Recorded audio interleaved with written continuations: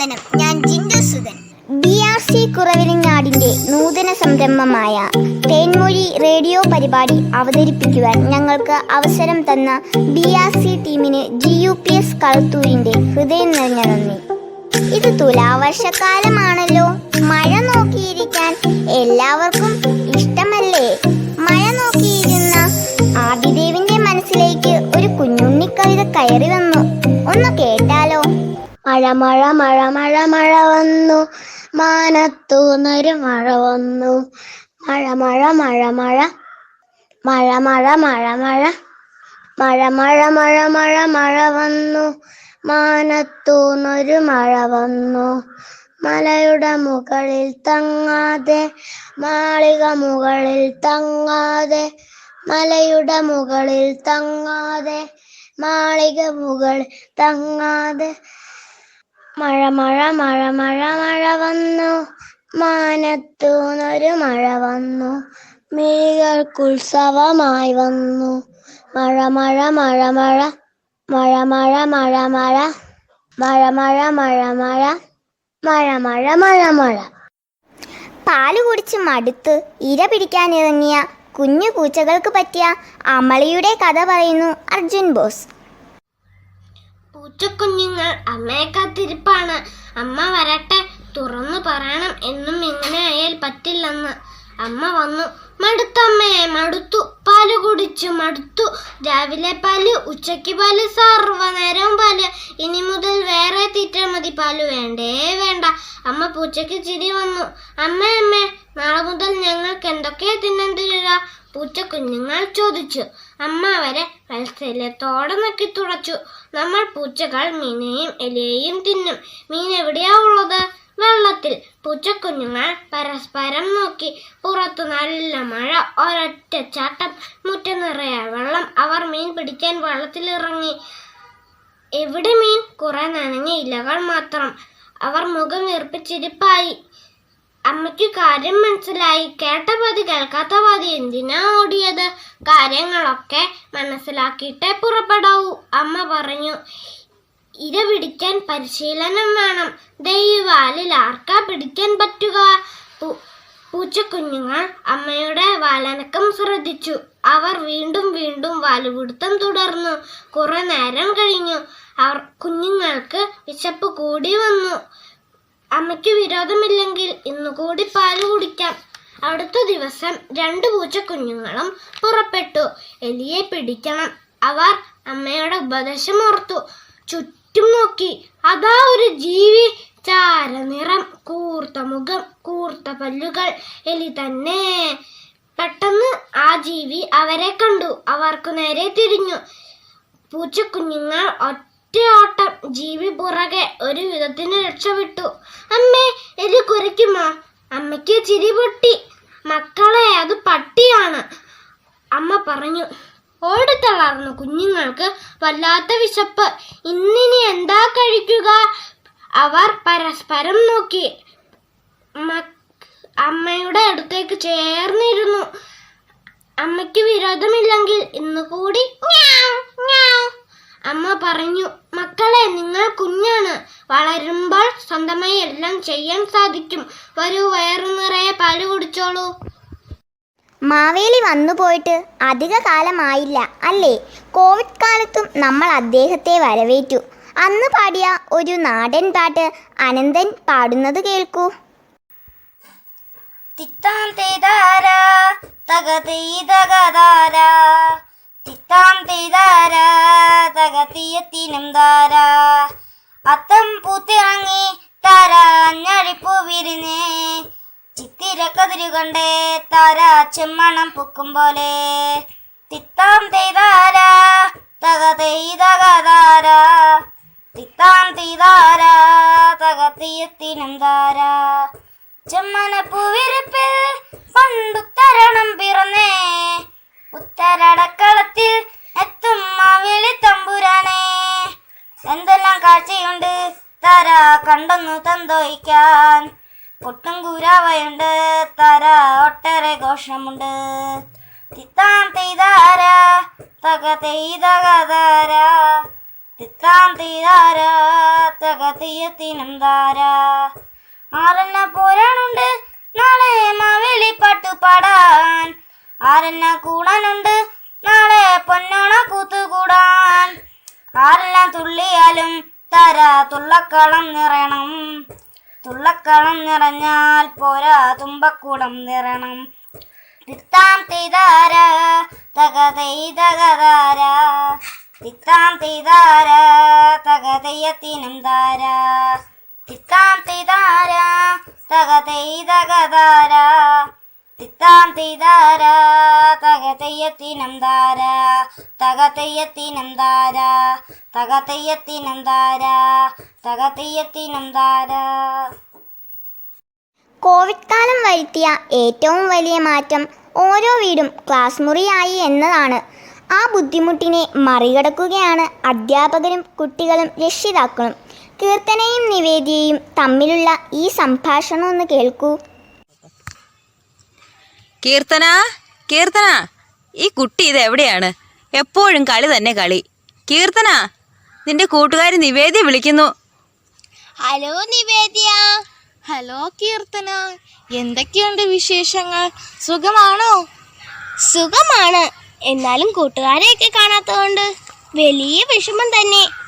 ശരിയാണ്, ഈ കൊറോണ വന്നത് കഷ്ടമായിപ്പോയി. അതുപോട്ടെ, നീ വിക്ടേഴ്സിലെ ക്ലാസ്സുകളൊക്കെ കാണാറുണ്ടോ? ചിലപ്പോഴൊക്കെ കാണാറുള്ളൂ. എനിക്കെപ്പോഴും കളിക്കാനാണ് ഇഷ്ടം. അയ്യോ, അതെന്താ കീർത്തന അങ്ങനെ? ക്ലാസ് കണ്ടില്ലെങ്കിൽ നീ പിന്നെ എങ്ങനെ പഠിക്കും? നോട്ട് ബുക്കിൽ വർക്കൊക്കെ എങ്ങനെ ചെയ്യും? അതിന് സ്കൂളൊന്നും തുറക്കില്ലല്ലോ. അങ്ങനെ പറയരുത് കീർത്തന. സ്കൂൾ തുറന്നാലും ഇല്ലെങ്കിലും ഈ ക്ലാസ്സിൽ നിന്ന് കിട്ടേണ്ട അറിവുകൾ നമുക്ക് കിട്ടേണ്ടേ? ടീച്ചർ എപ്പോഴും പറയാറില്ലേ, ക്ലാസ് കാണാത്തവരും പഠിത്തമുള്ളപ്പോൾ സ്കൂളിൽ പോകാതെ മടി പിടിച്ചിരിക്കുന്ന കുട്ടികളും ഒരുപോലെയാണെന്ന്. നീ പറഞ്ഞത് ശരിയാണ്. ഞാൻ ഇതൊന്നും ചിലപ്പോൾ ഓർക്കാറില്ല. നമ്മുടെ ടീച്ചർമാർക്കൊക്കെ നമ്മളോട് എന്തൊരു സ്നേഹമാണ്. എപ്പോഴും വിളിക്കാറുണ്ട്. അതെ അതെ, നമ്മുടെ പഠനകാര്യങ്ങളും വിശേഷങ്ങളും എല്ലാം അന്വേഷിക്കുകയും കൂടാതെ എല്ലാ വിശേഷ ദിവസങ്ങളിലും വീട്ടിലിരുന്ന് തന്നെ എത്ര കേമമായിട്ടാണ് നമ്മൾ ആഘോഷിക്കുന്നത്. നീ പറഞ്ഞത് സത്യമാണ്. ഓണത്തിനും കേരളപ്പിറവിക്കും ശിശുദിനത്തിനുമൊക്കെ മത്സരങ്ങളിൽ ഞാനും പങ്കെടുത്തിരുന്നു. എന്തു സന്തോഷമായെന്നോ. പിന്നെ വിക്ടേഴ്സിലെ ക്ലാസ്സുകൾ കാണാൻ എന്തു രസമാണ്. നീ എന്താണ് പിന്നെ കാണാത്തത്? നമുക്ക് വേണ്ടി എന്തൊക്കെയാണ് അവർ തയ്യാറാക്കി കൊണ്ടുവരുന്നത്? ഞാൻ എന്തൊരു വിഡിത്തമാണ് ചെയ്തത്. ഇനി മുതൽ ഞാനും കൃത്യമായി ക്ലാസ് കാണുകയും വർക്ക് ചെയ്യുകയും ചെയ്യും. ഓക്കെ കീർത്തന, ഞാൻ ഫോൺ വെക്കട്ടെ, നമ്മുടെ ക്ലാസ് തുടങ്ങാറായി. താങ്ക് യു നിവേദ്യ. ഞാനും ക്ലാസ് കാണട്ടെ. ബൈ. കുഞ്ചൻ നമ്പ്യാർ ഇന്ന് ജീവിച്ചിരുന്നെങ്കിൽ കോവിഡ് കാലം അദ്ദേഹം എങ്ങനെ വിവരിക്കുമെന്ന് ഐശ്വര്യ അവതരിപ്പിക്കുന്നത് കേട്ടാലോ. കോവിഡ് കാലം ഇങ്ങനെയൊന്ന് മുമ്പ് കേട്ടിട്ടുണ്ടോ കൂട്ടരെ? എന്നു തീരുമി കൊറോണ കാലം, എന്നു തുറക്കുമൻ പള്ളിക്കൂടം. കോവിഡ് കാലം ഇങ്ങനെയൊന്ന് മുമ്പ് കേട്ടിട്ടുണ്ടോ കൂട്ടരെ? എന്നു തീരുമി കൊറോണ കാലം, എന്നു തുറക്കുമൻ പള്ളിക്കൂടം. ഒറ്റയ്ക്ക് ഞാൻ ഇന്ന് ഉണ്ണാൻ നേരം ഓർക്കുന്നു എൻ പ്രിയ കൂട്ടുകാരെ. നീറിപ്പിടയുന്ന നെഞ്ചുമായി ഞാൻ ഇന്നും ഉമ്മറപടിയിൽ അങ്ങനെ നിന്നുപോയി. ഇന്നെന്റെ പഠനങ്ങൾ ഒറ്റമുറിക്കുള്ളിൽ ടിവിക്ക് മുന്നിലായി തീർത്തിയിടുമ്പോൾ കൂട്ടുകാരില്ല, കളിയില്ല, ചിരിയില്ല, ഗുരുനാഥന്മാർ ആരുമില്ല. ഇന്നെന്റെ പഠനങ്ങൾ ഒറ്റമുറിക്കുള്ളിൽ ടിവിക്ക് മുന്നിലായി തീർത്തിയിടുമ്പോൾ കൂട്ടുകാരില്ല, കളിയില്ല, ചിരിയില്ല, ഗുരുനാഥന്മാർ ആരുമില്ല. 60 കഴിഞ്ഞോരെല്ലാം ഒളിക്കാൻ പത്തായങ്ങൾ തിരയും കാലം. തിക്കില തിരക്കില്ലാത്തൊരു കാലം, വേലയുമില്ല, കൂലിയുമില്ല. എന്നു തീരുമി കൊറോണ കാലം, എന്നു തുറക്കുമൻ പള്ളിക്കൂടം. എന്നു കാണുമൻ സഹപാഠികളെ, ആശയോടെ ഞാൻ കാത്തിരിപ്പു. എന്നു തീരുമി കൊറോണ കാലം, എന്നു തുറക്കുമൻ പള്ളിക്കൂടം. എന്നു കാണുമൻ സഹപാഠികളെ ആശയോടെ ഞാൻ കാത്തിരിപ്പൂ. മറ്റുള്ളവരെ സഹായിക്കാൻ കിട്ടുന്ന അവസരങ്ങൾ നമ്മൾ പാഴാക്കരുത്. അതുമൂലം നമുക്ക് കിട്ടുന്ന അനുഗ്രഹങ്ങൾ വളരെ വലുതാണ്. അരവിന്ദ് MS പറയുന്ന ഇംഗ്ലീഷ് സ്റ്റോറിയുടെ സാരാംശം ഇതാണ്, കേട്ടു നോക്കൂ. Always share. Caleb was a very selfish boy. He never shared his toys with anyone. His parents were worried as to how to teach him about kindness and sharing. Then one day, Caleb was returning from school on his new bicycle. As Caleb was watching, a boy fell into a ditch and hurt himself. The boy cried, I can't move my arm." Caleb would never help anyone, but that day he felt sad for the boy. So he rushed to him and helped him stand up. He said to the boy, "Looks like you have fractured your hand. Sit behind me and I'll ride you to the hospital." Later that evening, the boy's parents visited Caleb and thanked him. "You are a very kind boy. God will always bless you." After they had left, Caleb's father said, "Son, see the blessings you receive by being kind." Sharing, Caleb understood the importance of being kind and decides to share as always. നമ്മുടെ കൊച്ചു ജില്ലയായ കോട്ടയം ലോകത്തിന് വിവിധ മേഖലകളിൽ കഴിവ് തെളിയിച്ച ഒരുപാട് മഹാരഥന്മാരെ സമ്മാനിച്ചിട്ടുണ്ട്. Shri KR Narayanan മുതൽ S ഹരീഷ് വരെ നീളുന്നു ആ പട്ടിക. അതിൽ ചിലരെ നമുക്കൊന്ന് പരിചയപ്പെട്ടാലോ? ശ്രീഹരി MS-ന്റെ വാക്കുകളിലേക്ക്. ഈ നാടിൻ്റെ ഏറ്റവും വലിയ അഭിമാനം ഉഴവൂരിലെ സാധാരണ കുടുംബത്തിൽ നിന്ന് ഇന്ത്യയുടെ 10ാമത്തെ രാഷ്ട്രപതിയായി വളർന്ന KR നാരായണനാണ്. അദ്ദേഹത്തിൻ്റെ ജീവിതം ഏതൊരു മലയാളിക്കും പ്രചോദനമാണ്. കോട്ടയം ജില്ലയിലെ ഉഴവൂർ വില്ലേജിലെ പെരുന്താനം എന്ന സ്ഥലത്ത് 1941 അദ്ദേഹം ജനിച്ചത്. നാട്ടിലെ പ്രാഥമിക വിദ്യാഭ്യാസത്തിന് ശേഷം Kottayam CMS college, Thiruvananthapuram university college, London school of economics എന്നിവിടങ്ങളിൽ തുടർ വിദ്യാഭ്യാസം നേടി.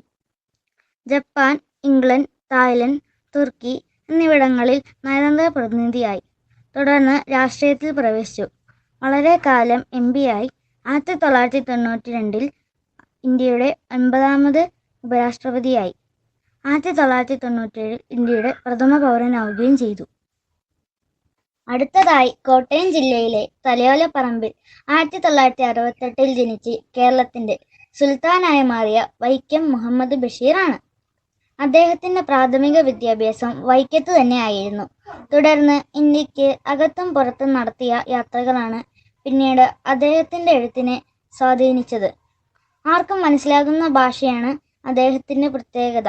ആദ്യകാലത്ത് പ്രഭ എന്ന പേരിലാണ് അദ്ദേഹം എഴുതിയിരുന്നത്. സമൂഹത്തിൻ്റെ അടിത്തട്ടിൽ ജീവിക്കുന്നവരായിരുന്നു അദ്ദേഹത്തിൻ്റെ കഥാപാത്രങ്ങൾ. 1982 പത്മശ്രീ പുരസ്കാരം നേടി. 1994 അദ്ദേഹം അന്തരിച്ചു. അടുത്തതായി ഞാൻ പരിചയപ്പെടുത്താൻ പോകുന്നത് മലയാളത്തിൻ്റെ സ്വകാര്യ അഹങ്കാരം മമ്മൂട്ടിയെയാണ്. പരിചയപ്പെടുത്തലുകൾ ഒന്നും ആവശ്യമില്ലാത്ത വ്യക്തിത്വം. കോട്ടയം ചെമ്പിലാണ് അദ്ദേഹത്തിൻ്റെ ജനനം. സ്കൂൾ വിദ്യാഭ്യാസത്തിന് ശേഷം എറണാകുളം മഹാരാജാസിൽ നിന്ന് ബിരുദം നേടിയതിനു ശേഷം ഗവൺമെൻറ് ലോ കോളേജിൽ നിന്ന് നിയമബിരുദം നേടി.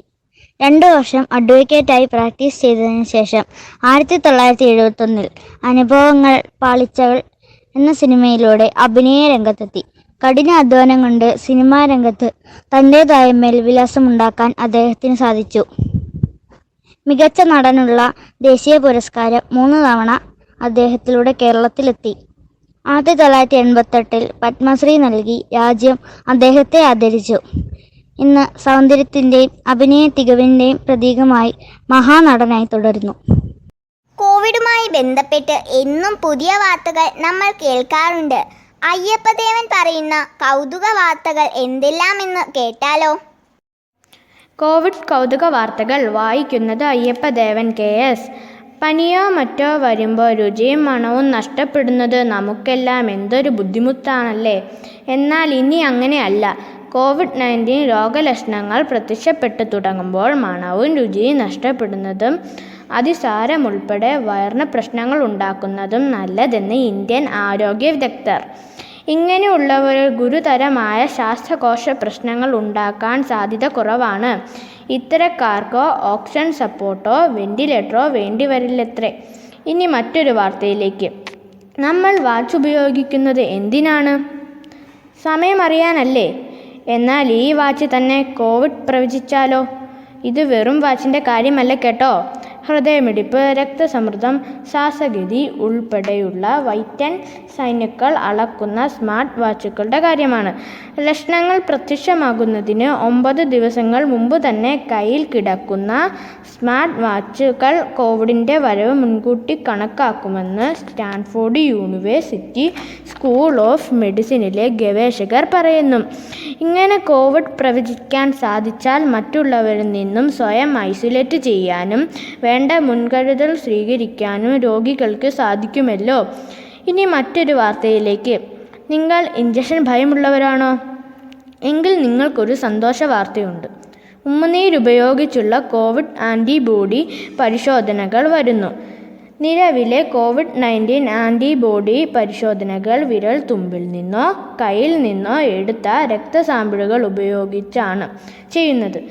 എന്നാൽ ഉമിനീരുപയോഗിച്ച് ഇതേ കാലയളവിൽ തന്നെ ആൻറ്റിബോഡികളുടെ സാന്നിധ്യം മണിക്കൂറുകൾക്കുള്ളിൽ കണ്ടെത്താമെന്ന് തെളിയിച്ചിരിക്കുകയാണ് അമേരിക്കയിലെ ശാസ്ത്രജ്ഞർ. ക്ലിനിക്കൽ മൈക്രോബയോളജി ജേണലിലാണ് ഇത് സംബന്ധിച്ച് പഠന റിപ്പോർട്ട് പ്രസിദ്ധീകരിച്ചത്. വാർത്തകൾ കഴിഞ്ഞു. നന്ദി, നമസ്കാരം. കുട്ടിക്കാലം ഏവരുടെയും മനസ്സിൽ നനവുള്ള ഓർമ്മയാണ്. ജെറിൻ ജോസിന്റെ ഈ കവിത നമ്മെ കുട്ടിക്കാലം ഓർമ്മിപ്പിക്കുന്നു. नमस्कार. श्री सुभद्रा कुमारी चौहान की मेरा नया बचपन कविता में यहाँ आलापन करता हूँ. बार बार आती है मुझको मधुर याद बचपन तेरी, गया ले गया तू जीवन की सबसे मस्त खुशी मेरी. मैं रोई माँ काम छोड़ कर आई मुझको उड़ा लिया, चाड़ पोंज कर चूम चूम गीले गालों को सुखा दिया. माना मैंने काल का जीवन खूब निराला है, आकांक्षा पुरुषार्थ ज्ञान का उदय मोहने वाला है. किंतु यहाँ चमचड़ है फारी, युद्ध क्षेत्र संसार बना, चिंता के चक्कर में पड़कर जीवन भी है फार बना. आजा बचपन एक बार फिर दे दे अपने निर्मल शांति, व्याकुल व्यथा मिटाने वाली बेसपनी प्राकृत विश्रांति. धन्यवाद. ഞങ്ങളുടെ പ്രിയപ്പെട്ട ഹെഡ് മിസ്ട്രസ് ബിന്ദു ടീച്ചറിന്റെ വാക്കുകളിലേക്ക്. പ്രിയമുള്ളവരെ, ഏവർക്കും നമസ്കാരം. കളത്തൂർ ഗവൺമെൻറ് UP സ്കൂളിലെ കുരുന്നുകളുടെ പരിപാടി ഇഷ്ടമായെന്ന് കരുതുന്നു. ഈ കോവിഡ് കാലത്ത് വീട്ടിൽ നിന്നും പുറത്തിറങ്ങാതെ ഓൺലൈൻ ക്ലാസ്സുമായി കഴിഞ്ഞുകൂടുന്ന നമ്മുടെ കുഞ്ഞുമക്കൾക്ക് മനസ്സിന് കുളിർമയേകാൻ കിട്ടിയ അസുലഭ നിമിഷമാണ് ഈ തേൻമൊഴി റേഡിയോ പ്രക്ഷേപണ പരിപാടി. ഈ സംരംഭത്തിന് തുടക്കം കുറിച്ച കുറവലങ്ങാട് BRCയുടെ സാരഥി BPC റീന ടീച്ചർക്കും ഇതിന് ചുക്കാൻ പിടിക്കുന്ന സോജ ടീച്ചർക്കും മറ്റധ്യാപകർക്കും എല്ലാ വിജയാശംസകളും നേരുന്നു. ഈ പരിപാടി മാധുര്യമുള്ളതാക്കി തീർക്കാൻ പ്രയത്നിച്ച കുട്ടികൾക്കും അധ്യാപകർക്കും രക്ഷിതാക്കൾക്കും നന്ദി. എല്ലാവർക്കും ഒരിക്കൽ കൂടി നന്ദി അർപ്പിച്ചുകൊണ്ട് നിർത്തട്ടെ.